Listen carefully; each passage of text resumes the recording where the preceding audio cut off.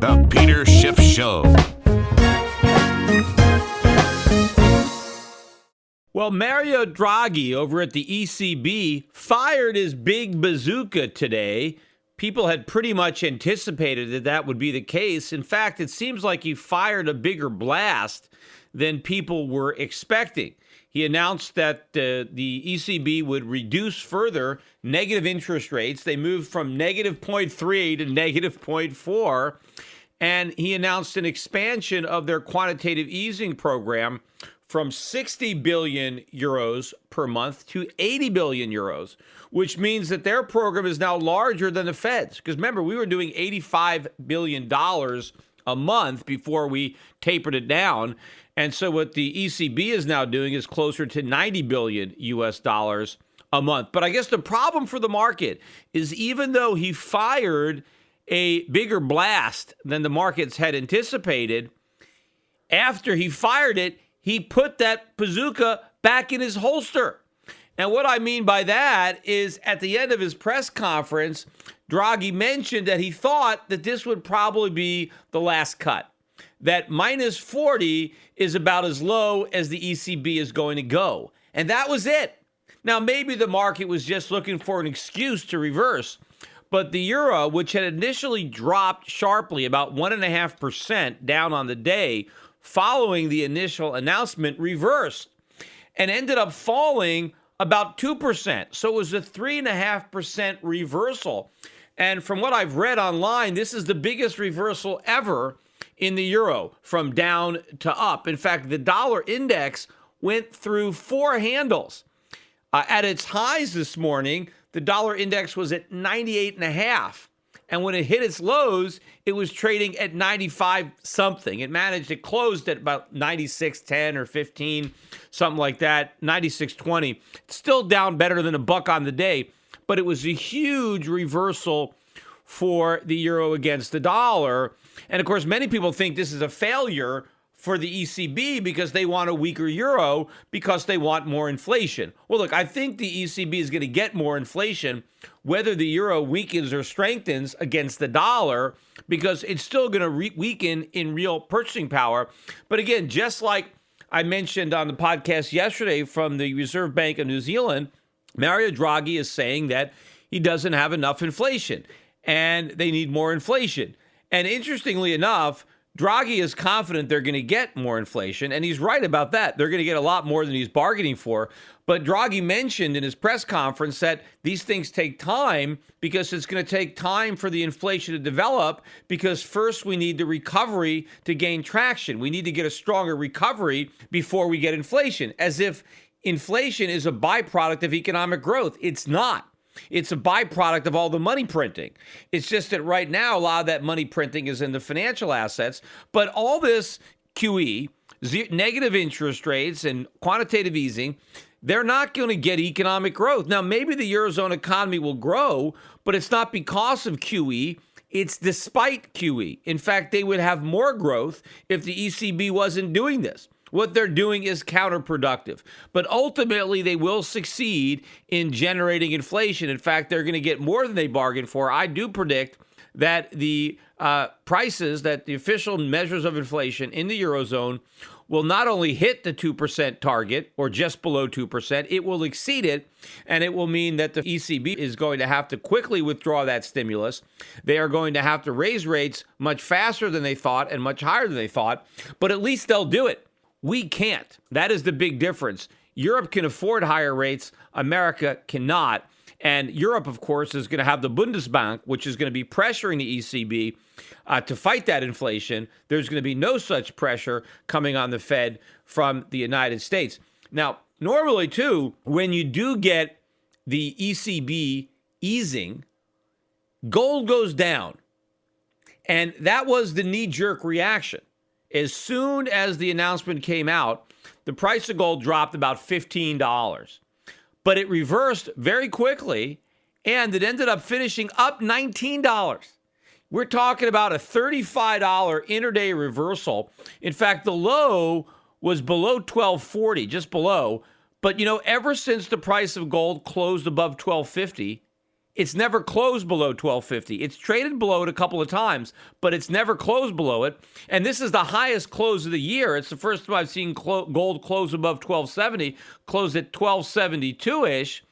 Gold stocks closed on their highs of the year. The GDX index of gold miners was up 4.5% today, closing, I think, above 20. It closed at 2038. This is the first close above 20 all year. It traded above 20 one other time, but it didn't close there. The key level is going to be 1280.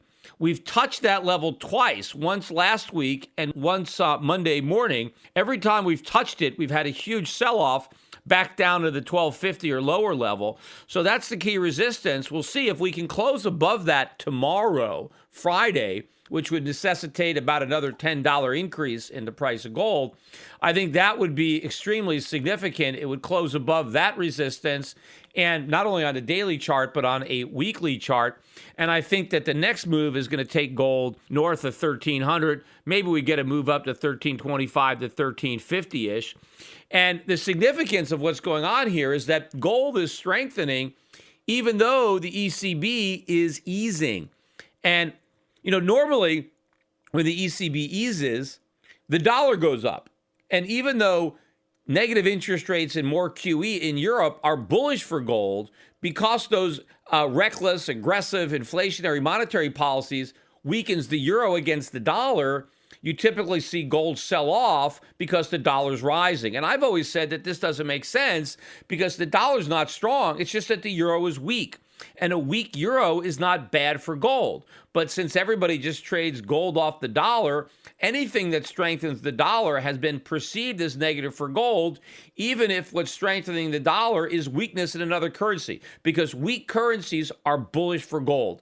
But of course, the most bullish for gold is when it's the dollar that's weak. And that's what I think is about to happen, because now that Draghi has kind of let that cat out of the bag, that this is as easy as the ECB is going to go, that this is the end of their negative interest rate limbo, that the bar's not going any lower than negative 0.4. And so I think what's going to happen going forward is now the markets are going to start to factor in the end of QE in Europe, the end of negative interest rates, because if this is as low as Europe is going to go, the next thing is going to be a tightening. So I think the easing cycle is over. I mean, they haven't ended QE yet, but I think the next thing that they're going to do in Europe is going to be to taper back their QE program or to reverse the negative rates. That's coming. So the markets are now going to look forward to that. Meanwhile, the Fed is about to launch its new easing cycle. And it's starting from a very low level because interest rates are still only 25 basis points, right, to 50 basis points. But I believe as the ECB is ending its easing program, we are beginning our easing program. We're ending our tightening program. The Fed began tightening a couple of years ago when it started to taper talk, and it ended tightening when it raised interest rates by 25 basis points. I don't expect the Fed to raise interest rates again. They might surprise me and do it, but I doubt it. But, the analyst from Goldman Sachs, the guy who was calling for $1,000 gold this year, and he's been bearish, was back on CNBC today, reiterating his bearish call because he believes the U.S. economy is recovering and that the Fed's going to raise interest rates 3 times in 2016, and that's why he thinks the price of gold is going down. First of all, he's completely wrong. The U.S. economy is not recovering. We are in recession. And because we're in recession, the Fed's ultimately going to cut rates, even if they raise them again. But here's the fact, something that this guy Curry from Goldman Sachs is overlooking, assuming he's just being honest and he's not just trying to talk the market lower to help the traders at Goldman Sachs buy some gold for cheaper. Even if you believe the Fed is going to raise interest rates 3 more times, and even if they do raise interest rates, let's say this guy is right and the Fed is that dumb, right? They actually raise interest rates during the recession, right? That doesn't mean gold's going to go down. What if gold goes up? What happened the last time the Fed raised interest rates?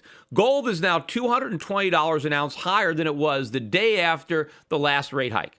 So how do we know that if the Fed hikes rates again, gold won't go up another $200. I mean, if you're going to say gold's going to go down because you think the Fed's going to raise rates, well, that's what they were saying before the Fed raised rates. And the Fed did raise rates, and gold didn't go down. It went up.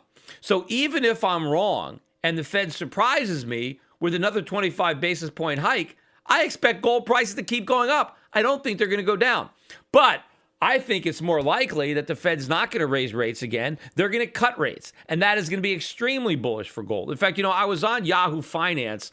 They have a live interview I did. I did two. I did a live interview today at 4 something, and then I did a tape one that they're going to play on gold. But when I was talking about my thesis about why the Fed was going to be cutting rates, the lady that was interviewing me, she said, what do you mean? I mean, the economy is strong. We're creating all these jobs. Wages are growing. I mean, all nonsense. I thought like maybe she was, President Obama's or Hillary Clinton's speechwriter, or Obama's, press secretary. I mean, but this is what people believe in the investment community. They've heard this lie so long that they actually believe it, and they repeat it, that the U.S. economy is so strong. And I went over all the bad economic news yesterday that we got so far this week on the economy, yet it's just, people are oblivious to this. They don't even hear it. They're just so wedded to this narrative that everybody has believed for the last few years. And I've always said that this recovery was a mirage. And as soon as we actually got there, right, we would find out. Like you're in a desert and you think, you see some water, and you get there, and when you go to drink it, you got a handful of sand. That's what this recovery is. It's just a handful of sand, and if you try to drink it, you're going to gag on it and end up spitting it out. And that's what's going to happen. And this whole rally in the dollar is going to be reversed. And everybody is looking at the big turn we've seen in oil, the turn we've seen in commodities, and nobody on Wall Street believes it because they still believe that the Fed is going to be tightening.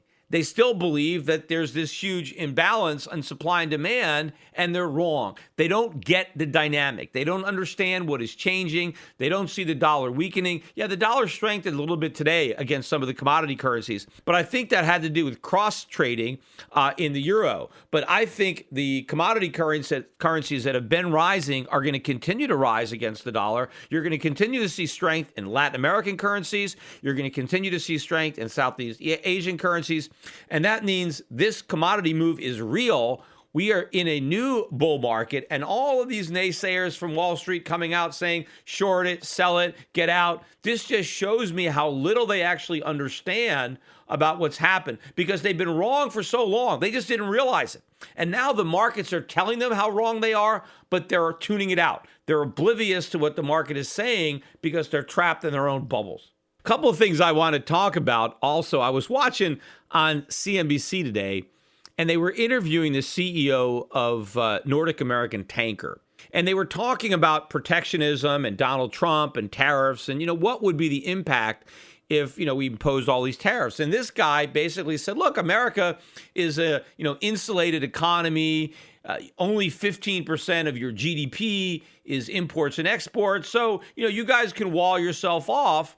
And then the woman who was interviewing him, the host, says, yeah, and we'd be okay, right? And so they agreed that America would be fine even if we built huge walls and stopped all trade, because we were somehow a self-contained, self-sufficient economy. I mean, how clueless can two people get? But this is how people think. First of all, 15% of GDP is still a lot, right? If we lost 15% of our GDP, I mean, that would be the worst recession ever. That'd be a depression.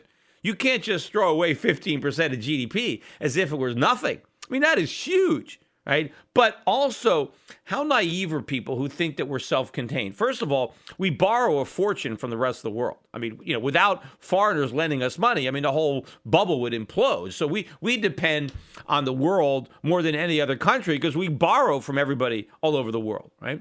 But also, when this guy is talking about trade, right? 15% of our GDP, imports, exports.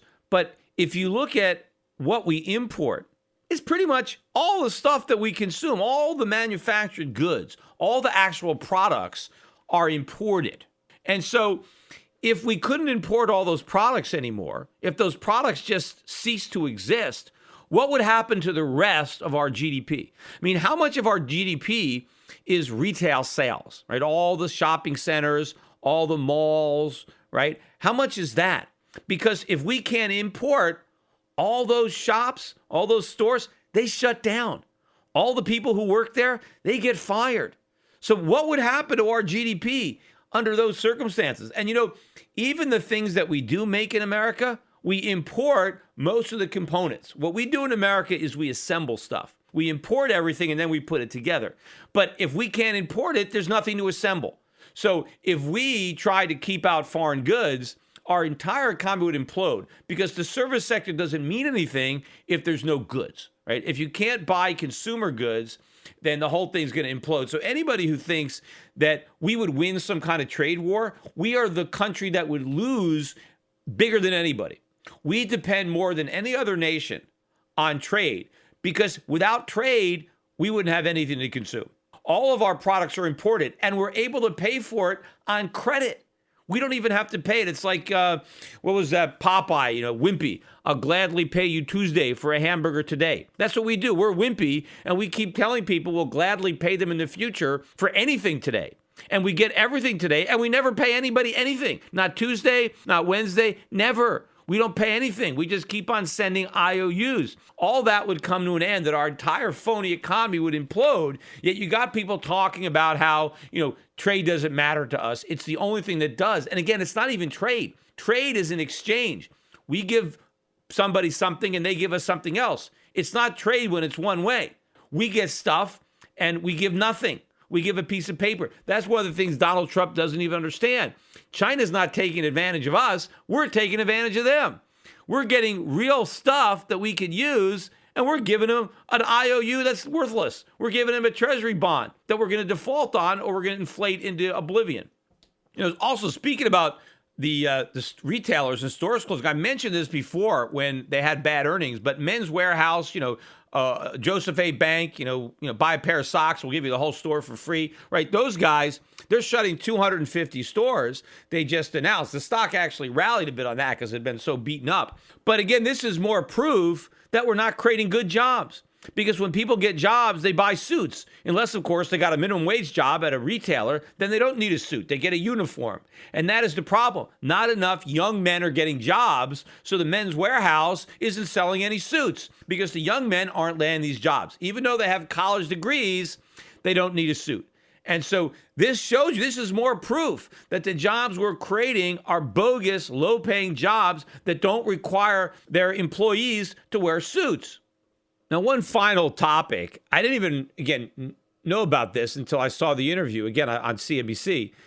But a couple of U.S. senators have introduced a bill. They want to cap the fees that airlines charge when you want to change your reservation, or they want to cap the fee that they can charge to check luggage. And, one of the reasons that they probably do all this is because, it helps the government, because it's not probably in the CPI, right? When they start charging you extra for meals and extra for luggage, they probably can pretend that airfares aren't rising, right? So probably it helps out the government with the CPI numbers. But the real reason that airlines are doing this is they're trying to price their services to kind of maximize their profitability, but also make the individual traveler bear the cost in proportion to the assumption of the cost, so that people who want to travel without checking a bag, or people who don't want a meal, can actually get a cheaper fare. And in fact, now airlines are charging more money for the aisle seats, for example, because more people want the aisle seats. But that means if you're going to sit in the middle seat, you might get a better deal, right? But this is all the free market. This is how companies work. Nobody's forcing anybody to fly on a particular airline.